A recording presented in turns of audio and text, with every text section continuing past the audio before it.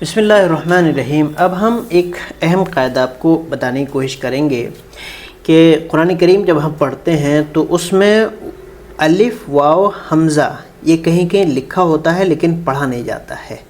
اس کے اوپر چھوٹا سا گول نشان لکھ دیا جاتا ہے تاکہ پڑھنے والے سمجھ جائے کہ اس الف کو یا واو کو یا یا کو پڑھا نہیں جائے گا۔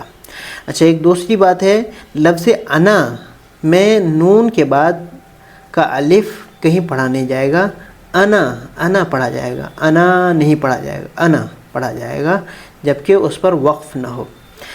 اب مثالوں کے ذریعے سے سمجھ لیجئے، جیسے اف اماتا، یہ یہاں پہ الف ہے، اوپر گول نشان ہے، الف ہے لیکن اس الف کو پڑھا نہیں جائے گا، افا نہیں ہوگا، اف اماتا الف نہیں پڑھا جائے گا۔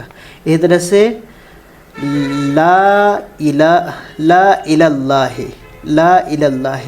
یہاں پہ بھی گول تا کر کے اس الف کو پڑھنے سے منع کیا ہے، تو یہ پڑھا جائے گا لا اللہ۔ نیچے اس کا پڑھنے کا طریقہ بتایا ہے، لا ایسا لگ رہا ہے کہ یہاں صرف زبر ہے، الف ہی نہیں ہے۔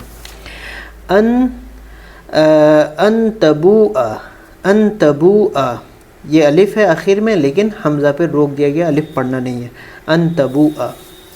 اسی طرح سے دیکھیے من نبئی، الف کو چھوڑ دیا گیا، من نبئی، ملئہ،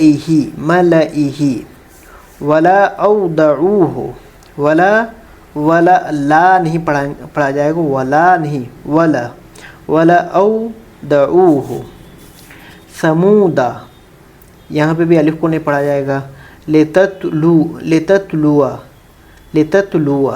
صرف ایسا لگے گا کہ صرف واو پہ زبر ہے، اتنا پڑھا جائے گا۔